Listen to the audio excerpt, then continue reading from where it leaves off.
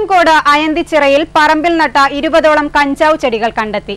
രഹസ്യവിവരം ലഭിച്ചതിനെ തുടർന്ന് എക്സൈസ് സംഘം നടത്തിയ അന്വേഷണത്തിലാണ് കഞ്ചാവ് ചെടികൾ കണ്ടെത്തിയത്.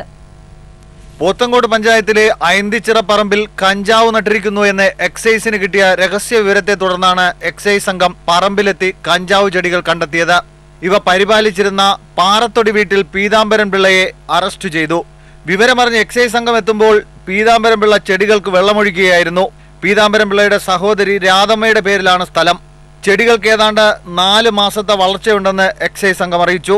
8-10 ചെടിയോളം നല്ല പാകമായി തുടങ്ങാൻ പോവുകയാണ്. അതിൽ പൂത്ത് തുടങ്ങിയിട്ടുണ്ട്. അതിന് പൂ ശരിക്കും ഇതാകുമ്പോഴാണ് അടുത്തൊക്കെ സ്മെല്ല് വരും. നല്ല മണമാണിത് പൂത്ത് കഴിഞ്ഞു കഴിഞ്ഞാൽ പരിസരത്തൊക്കെ അറിയാൻ പറ്റും. അപ്പോൾ ഇയാൾ പല സ്റ്റെപ്പായിട്ടാണ് കൃഷി ചെയ്തേക്കുന്നത്. പൂർണ്ണ വളർച്ചയെത്തിയെന്ന് കരുതുന്ന കഞ്ചാവ് ചെടികൾ മുറിച്ചു മാറ്റിയിരുന്നു.